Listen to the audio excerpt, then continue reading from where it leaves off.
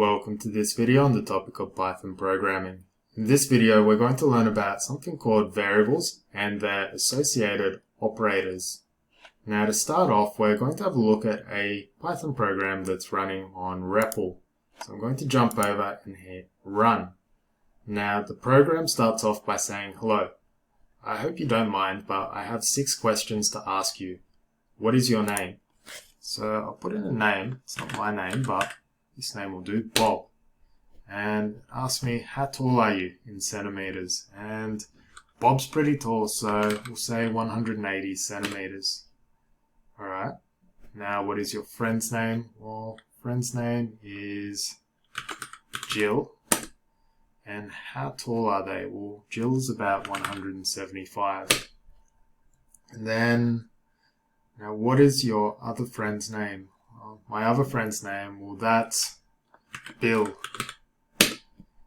And Bill's quite tall. Bill weighs, or his height is 189 centimeters. So what this program has gone and done is it said the combined height of Bob, Jill, and Bill is 544 centimeters. Then it says, furthermore, the average height is 181 centimeters. So think about what's going on here. The program has asked 6 unique questions and it's got 6 unique answers. So what is your friend, or what is your name? Bob. How tall are you? 180. And then it asks for your friends' names and heights. And then what it's gone and done is it's combined, or it's added all of the heights together to get this number here. And then it's taken the average of the height. So it's got this number and divided it all by 3 to get 181. So effectively what's going on here is the computer has taken information and stored it. After which it's done some processing and outputted some new information down here. So all of this is possible because we have something called a variable, or variables for plural. And basically, a variable is a storage location in the computer's memory where we can put information. Or we can say store information. Now variables come in a variety of flavors. But the 2 that we're going to look at today are, well, the first one is called strings. And basically a string is something that we've been using all this time. So whenever we're working with words or sentences, this sort of variable is called a string. So words or sentences. Conversely, we have a different type of variable that we could be working with. And we call this sort of variable numbers. So numbers being height, basically any sort of number you can think of. So these are the 2 variables that we've been working with in Python. Now going back over to the program that was done in REPL here, notice that the first question, you give it the name Bob. So what sort of variable do you think this would be? When I think about it, I think this is a word. So this sort of variable here, this is a string. Conversely, when we look at how tall are you, we'll think about what sort of variable is this. Is it a string, so words and sentences, or is it going to be a number, so height and age? So when we look at this, it's going to be a number. Alright, so we've got a bit of a definition of what a variable is. Let's have a think about how we can use them. Let's go across to a new REPL program and let's endeavor to experiment with some strings. So in the last lesson we went for something along the likes of, let's go, what is your name?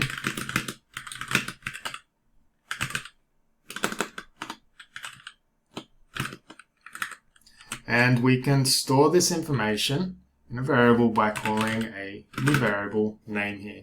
So this part here, this is the definition of our variable, and we're assigning it the result of this instruction here of input. So whatever input finds, it's going to store it in the variable name. So let's run it. What is your name? Today my name is Bob. So Bob is going to get stored in here. Now to show that it's been stored in there, we can say print Bob, or not Bob, print name. And what we can expect to happen is when we run this code, whatever name we put in here, it's going to be printed on the screen underneath. So running, what is your name? Let's go Bill in this case. And what you can see is we print Bill to the screen. Now, this is good. We've got a way of storing information on the computer, but let's go one better. Let's start combining information together. What is your name? What is your friend's name? And what is your friend's friends? And we should have a comma in there. What is your friend's name? And running this, we're going to go Bob, Bill, and Jill. Now, when we write this, we sort of think it's going to be okay, but notice that all we've done is we've outputted the name Jill, so the last one that was entered. What we can see here is that we have this variable here, but every time we assign it a new value, it overwrites the previous one. Now, if we wanted to keep everything, what we could do is we can rename these individual, or give these individual names. So we'll go 1, 2, and 3. Then down here we have to do the same. So doing that,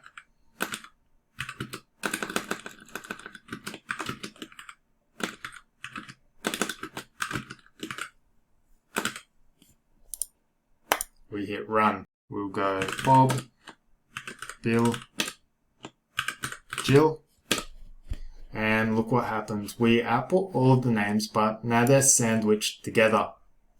So what we've found is that we can store all of the information coming in that the user is giving us, but when we try and output it, they're all stuck together. Now here's what we can do to break this up. We can use a new variable,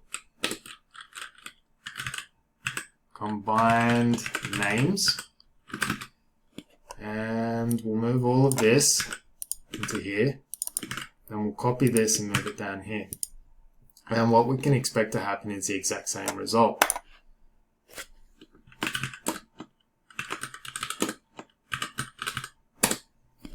But let's change it up a little. Let's add some information to separate the names out. So we'll put commas in between like so. So I'm going to use the plus symbol, then I'm going to put these inverted commas and then a comma in between. And when we run this,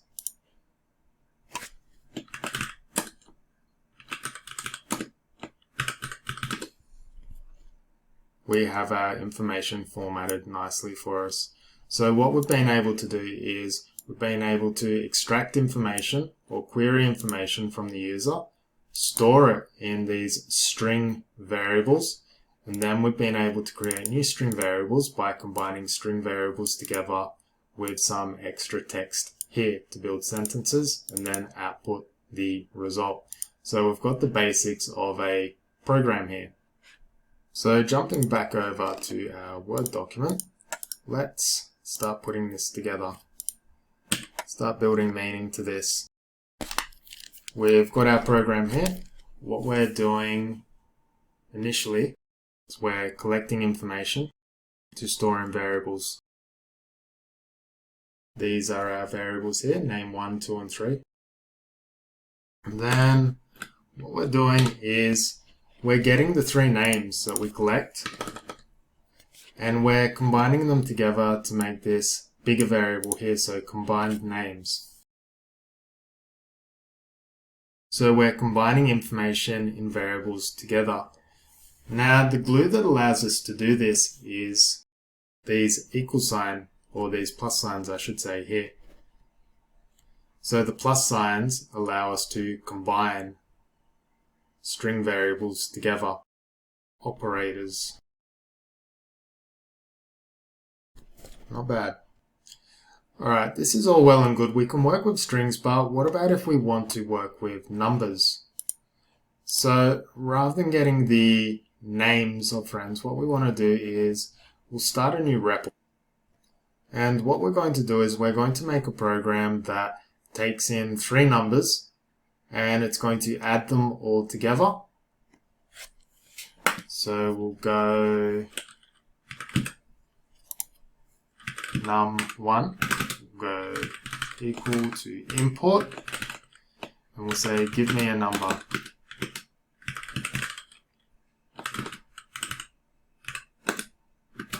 Please. Commands are important. Then we'll get that line of code and we'll copy it. And we'll call it number 2.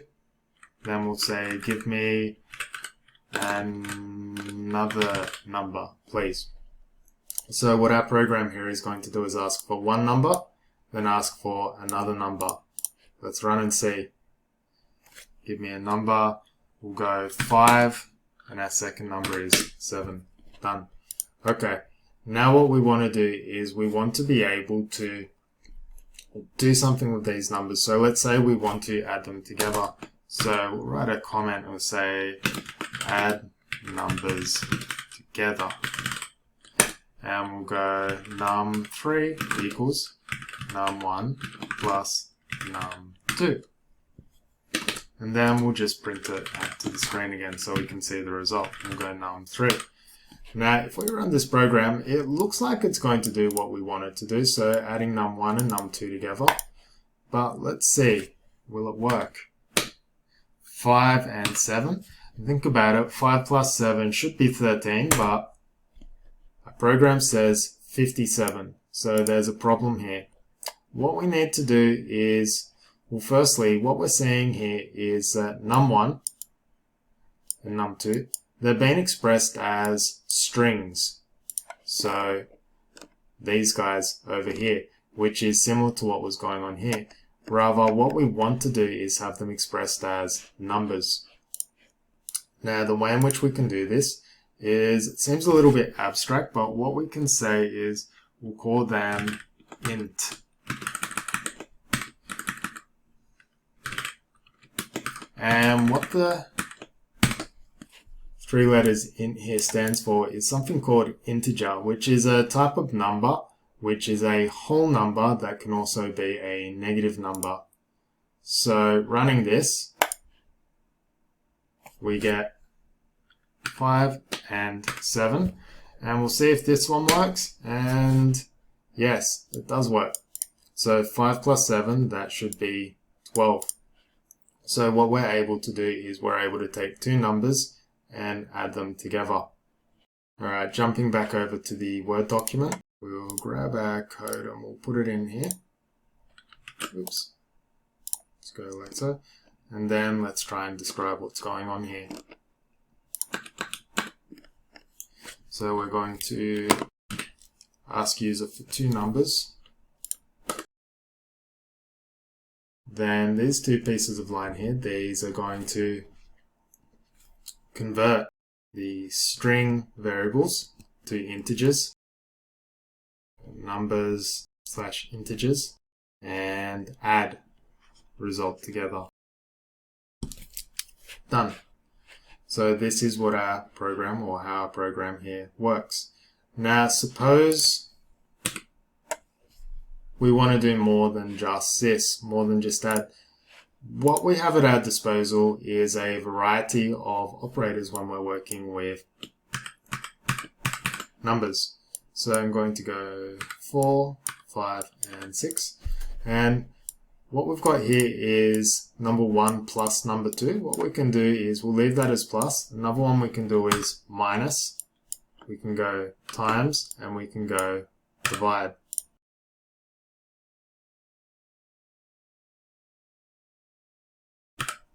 So what I've gone and done here is I've created a little program that's going to get the 2 numbers. It's going to perform 4 operations, so plus, minus, times, and divide, store them in all different variables, and then it's going to print the contents on the screen.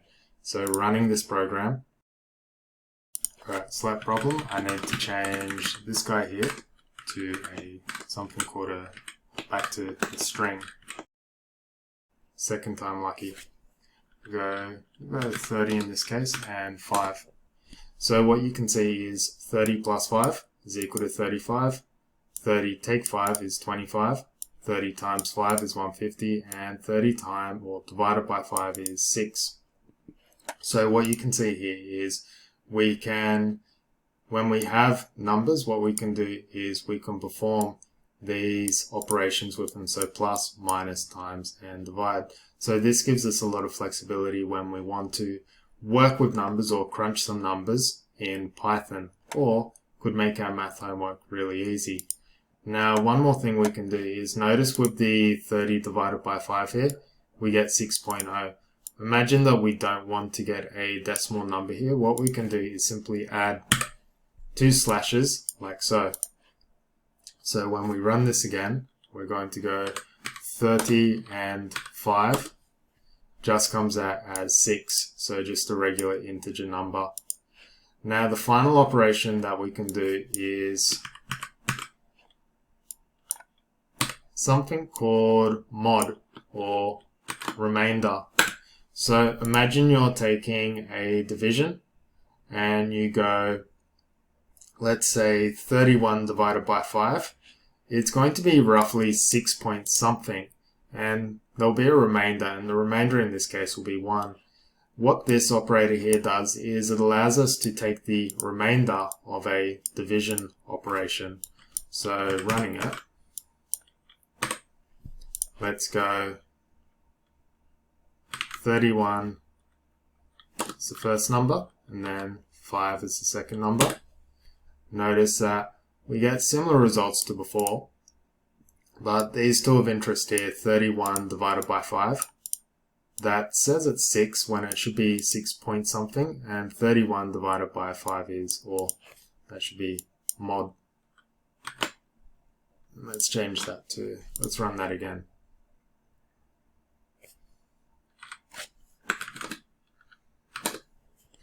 Here we go. So 31 divided by 5 is 6.2, and 31 mod 5, so 31 divided by 5 fits into it 6 times over with a remainder of 1. Query the user for information. Then down here we're going to convert numbers to integers, or we're converting strings to integers, I should say. Then we're going to do the arithmetic operations: add, subtract, times, divide, and remainder. And finally, display the information. And one thing I should put a remark on is this here, string, so convert number to string. So that brings this video to a conclusion. So in summary, what we set out to do was to learn a little bit about variables and their associated operators. In our case, we had a look at, in Python, what we've seen thus far is we've been working with strings and numbers. And then after that, we had a look at how to work with strings, so nothing we hadn't done in the previous lesson, followed by working with some numbers and performing various operations with said numbers.